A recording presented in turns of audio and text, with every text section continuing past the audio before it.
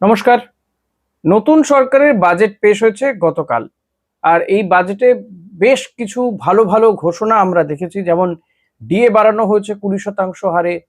পাশাপাশি civic volunteer থেকে শুরু করে আশা কর্মীদের বেতন বাড়ানো হয়েছে। ব্যাপক বাজেট বলা হচ্ছে, জনমোহিনী বাজেট বলা হচ্ছে। তবে এই বাজেট নিয়ে বিশ্লেষণ করতে আমার এই ভিডিও নয়। আমার ভিডিও ওই আগামী প্রজন্ম বা আজ থেকে প্রায় 10-15 বছর পরে যারা আমাদের রাজ্যের বা দেশের ভবিষ্যৎ হবে, 10-15-20 বছর পরে তাদের নিয়ে, অর্থাৎ ওই কচিকাঁচা ছেলে মেয়েগুলোর ভবিষ্যৎ নিয়ে আমার আজকের এই ভিডিও, অর্থাৎ মিড ডে মিল। কারণ এই ছেলে মেয়েগুলো সরকারি স্কুলে পড়ে, মিড ডে মিল পায়, তাদের নিয়ে। এটা ঠিক যে কত সংখ্যক এখন সরকারি স্কুলে পড়ে সেটা যেমন একটা প্রশ্ন, আপনারা পাল্টা প্রশ্ন করতে পারেন যে আমার বাড়ির কেউ মিড ডে মিল খায় কিনা, এটা প্রশ্ন হতেই পারে। কিন্তু প্রশ্নের শুরুতেই বলে দিই যে না, আমি অন্তত সরকারি স্কুলে পড়েই বড় হয়েছি, বাট আমার ছেলেরা সরকারি স্কুলে পড়ে না। কারণ সরকারি স্কুলের মান ভালো ছিল না, সেটাও একটা কারণ। যাই হোক, আগামী দিনে যদি ভালো হয় দেখবো, সরকারি স্কুলে নিয়ে আসার চেষ্টা করব। কিন্তু এটা প্রথমেই আমি ক্লিয়ার হয়ে গেলাম যাতে আপনারা এই প্রশ্নটাই না তুলতে পারেন।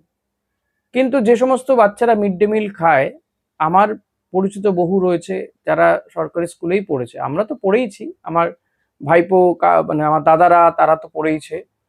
বহু আছে এরকম পরিচিত যারা মিড ডে মিলটা জন্যই, অনেক আছে গ্রামে গঞ্জের যারা মিড ডে মিলটার জন্যই স্কুলে যায়। তো সরকার মিড ডে মিলে বরাদ্দ কিছুটা বাড়িয়েছে, 10 টাকা করেছে, এটা খুব ভালো। তবে অন্যান্য রাজ্যেও অলমোস্ট এরকমই, মানে 10 টাকা হচ্ছে এটা উচ্চ আহ, প্রাথমিক, মানে 5 to 8 পর্যন্ত মিড ডে মিলটা 10 টাকা, নিচু ক্লাসে কিন্তু মানে 1 to 5 পর্যন্ত 6 টাকা 78 পয়সা বা এরকম সামথিং। ঠিক আছে, এটা নিয়ে কোনো ব্যাপার নেই। আর পাইলট প্রজেক্ট হিসেবে মিড ডে মিল কলকাতা অঞ্চলে যে স্কুলগুলো রয়েছে সরকারি স্কুল, তার মিড ডে মিল দিয়ে দেওয়া হয়েছে ইসকনকে।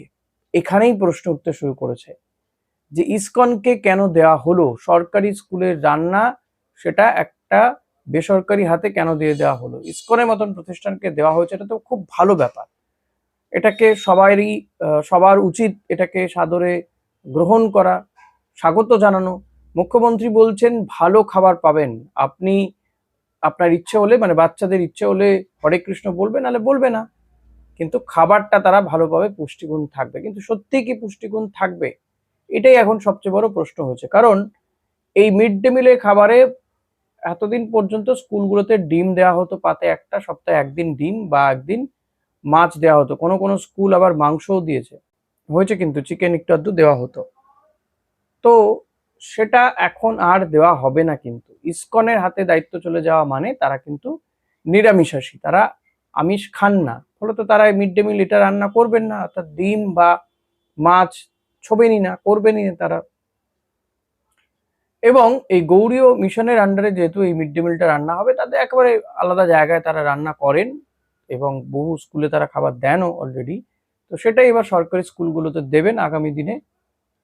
এখানে মিড ডে মিলটা যদি নিরামিষ হয়, তাহলে কি তার পুষ্টিগুণ কমে যেতে পারে? এটা নিয়ে সবচেয়ে বড় প্রশ্ন দেখা দিয়েছে। আমি দু একটা জায়গাতে দেখলাম যে এই ইসকনের যিনি রয়েছেন তারা বলছেন যে না, এটা একেবারেই ভুল ধারণা, এতে পুষ্টিগুণ কমে যাওয়ার কোনো চান্স নেই।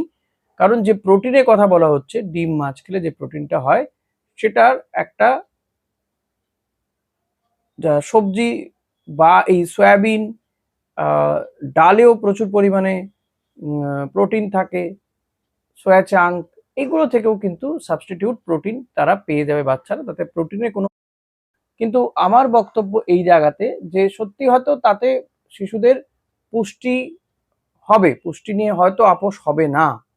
আমি যদি ধরেই নিলাম পুষ্টি নিয়ে আপোষ হবে না, পুষ্টি সমৃদ্ধ খাবার পাবে। এবং এটাও ঠিক যে ইসকনে যখন রান্না হবে সেটা ভালো, মানটা তার উন্নত হবে, চাল ডাল সেটা অনেক উন্নত মানের হবে, এবং সেটা হলেই ভালো হয়।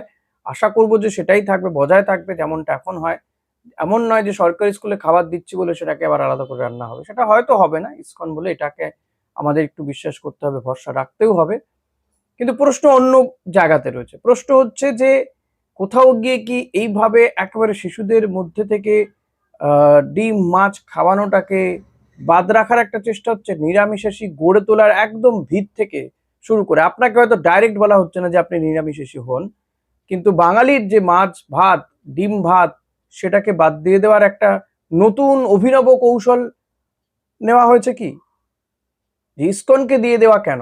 অন্য কোনো সংস্থা, বা এটাও তো হতে পারতো যে সরকারি যে স্কুলগুলো রয়েছে, যে অঙ্গনওয়াড়ি কেন্দ্রগুলো রয়েছে, বা কমিউনিটি কিচেন সরকারের পক্ষ থেকে তৈরি করে, বা আশেপাশে যে যেখানে যেমন রান্না হতো সেই রান্নার জায়গাগুলোর পরিবেশটাকে একটু ভালো করা, একটু ছাউনি তৈরি করে দেওয়া। এমনিতেই তো রাঁধুনিদের মাইনে বেড়েছে, বাড়ানো হয়েছে বাজেটে, সেটা হয়তো প্রস্তাব পাশও হয়ে যাবে। তাহলে তাদেরকে সেটা একটু উপযুক্ত পরিবেশ, উপযুক্ত খাদ্যপণ্য দিয়ে দিলে আমার মনে হয় সেটা রান্না হতে পারতো, অসুবিধা হতো না। তার পরিবর্তে ইসকনকে দিয়ে দেওয়া, একটা বেসরকারি হাতে দিয়ে দেওয়া হলো, এবং এই ইসকনের সামগ্রী কে সাপ্লাই করবে? আবার অন্য কোনো আদানি নাকি? সেটাও একটা দেখার বিষয়, প্রশ্ন তো উঠবে, এই প্রশ্নগুলো উঠছে। এবং সবচেয়ে বড় বিষয় যে ভিত্তাতেই নিরামিষাশী করার একটা পরিকল্পনা, সুন্দর একটা ছক কিনা, এটাও কিন্তু এই প্রশ্নটাও উঠছে।